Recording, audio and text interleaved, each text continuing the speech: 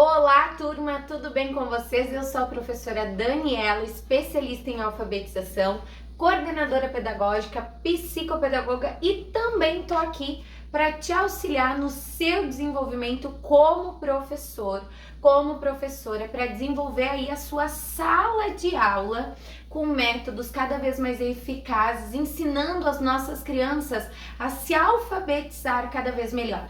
Então, se você é desse time, dessa turma de professores que quer desenvolver uma alfabetização completa, vem pra cá e curte esse vídeo, não se esquece, compartilha com as amigas e também se inscreve no nosso canal, porque toda segunda, quarta e sexta tem um vídeo novo pra você. E também eu quero te dizer que eu quero gravar um vídeo especialmente para você, um vídeo com o seu conteúdo, com aquilo que tá te angustiando aí na sua sala de aula, em relação a qualquer coisa da sala de aula, como trabalhar algum conteúdo, o que você está sentindo dificuldade em ministrar aí na sua sala de aula, você e suas amigas, manda pra gente, tá bom? E hoje eu quero contar para vocês o que acontece normalmente no terceiro ano e por que isso acontece no terceiro ano. O que acontece, gente? Atendendo, realizando um atendimento de uma mãe, ela dizia assim: o meu filho, o ano passado era bom em matemática, mas ruim em português. Ele está no terceiro ano, então ano passado ele estava no segundo. Esse ano melhorou o português, mas piorou a matemática. Eu não sei o que está acontecendo com ele. E eu olhando ali aquela mãe com todas as aflições dela e falei assim para ela: mãe, fiz a pergunta, como que foi a alfabetização desse aluno? Gente, você que está aí dando aula para o terceiro ano, não está acontecendo essa dificuldade? Seus alunos estão com uma grande dificuldade de entender os conteúdos de geografia, de ciências, de história e de matemática, mas parece que estão indo bem no português. O que está acontecendo com essas crianças? O que houve com essa turma? Sabe o que aconteceu? Daí eu disse assim: mãe, como que foi a alfabetização do seu filho? Ela disse assim: leu ali, foi indo, desenvolvendo. O ano passado tinha uma dificuldade no português e a gente foi levando, fez um pouco de reforço, mas na matemática ele sempre foi bem. Agora no terceiro ano, não sei o que está acontecendo, sabe? Deu ali para ela e disse assim: mãe, o seu filho não foi bem alfabetizado, ele tem lacunas na alfabetização. No primeiro ano ele leu mais ou menos. No segundo ano ele estava ruim em português. Por quê? Porque a leitura dele não estava boa. Professora do primeiro ano, professora do segundo e professora do terceiro, vocês fazem parte do processo de alfabetização das crianças. Então, esse menino, no primeiro ano, ele precisava desenvolver uma melhor alfabetização. Ele precisava ser questionado do que ele lia. Eu não sei qual método que essa criança foi alfabetizada, mas acontece que aí a professora do terceiro ano, então vamos lá, professora do terceiro ano, estava preocupada com as notas desse aluno. E aí, o que a gente vai fazer com essa criança para auxiliar ele a desenvolver a matemática? Aí eu respondi: mãe, o seu filho não foi bem alfabetizado. No primeiro ano ele não leu bem, então essa criança ela já tem lacuna desde o primeiro ano, tá? Aí no segundo a professora não reforçou e não ensinou ele a ler e interpretar para completar a alfabetização. Então ler e interpretar, tá bom?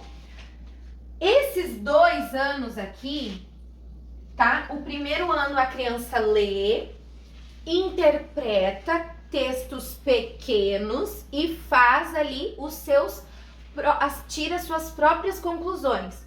No segundo ano, ela começa a ler melhor, conseguir interpretar o quê?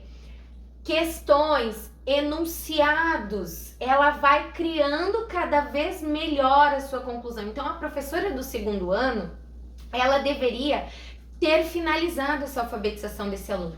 Então você, professora que está no segundo ano, o que eu vou dizer para você nesse vídeo?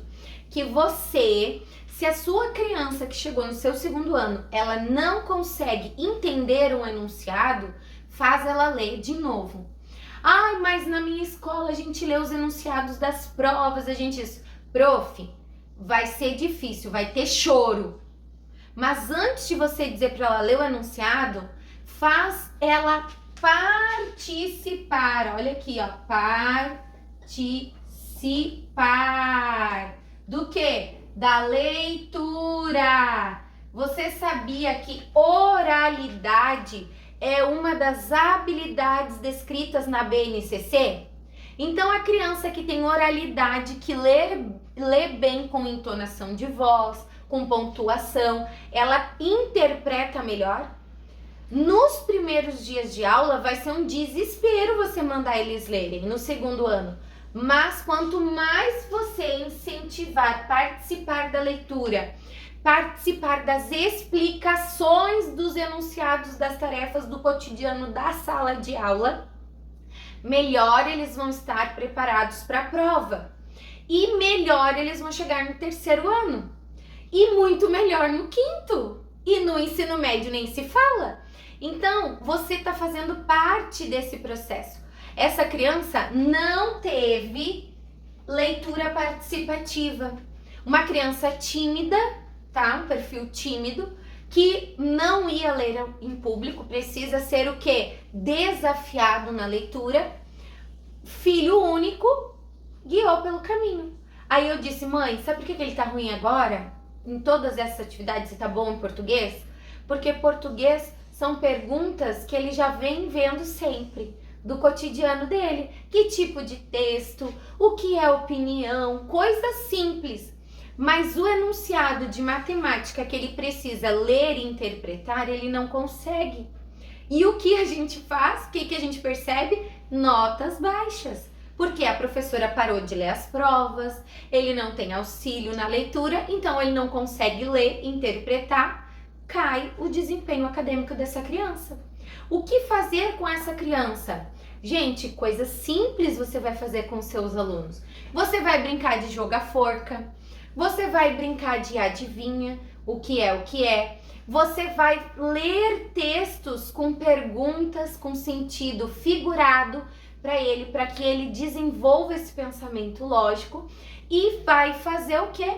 Leitura participativa em sala.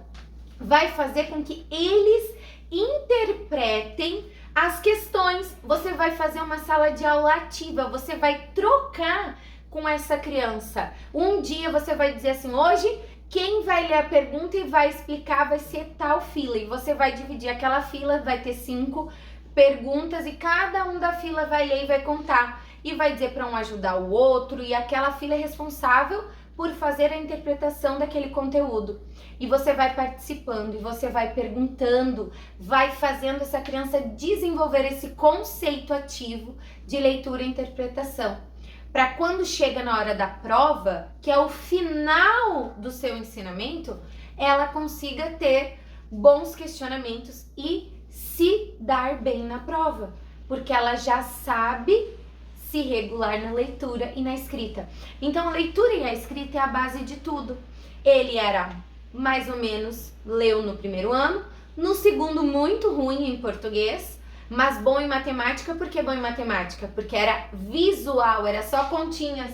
Era 2 mais 3, daí entrou 35, mais 25, ele conseguia fazer a visual. No terceiro ano, começou divisão, multiplicação com problemas matemáticos. Nada mais é do que juntar português e matemática. Essa criança se perdeu. Então, trabalhe com eles, leituras de texto, jogos de adivinhas, caça-palavras, trabalhe jogo da forca com perguntas, leia textos que tenham perguntas, questionamentos, busque textos e faça com que essa criança leia também em casa e busque sempre a participação ativa da família nesse processo de aprendizado. Então, traga essa família para perto de você e desenvolva os seus alunos. Lembre-se sempre, leitura é a base do conhecimento. Interpretação e leitura andam juntos para que a criança se desenvolva no futuro. Eu espero você no nosso próximo conteúdo. Não esqueça de curtir, compartilhar e deixar o seu comentário. Até mais!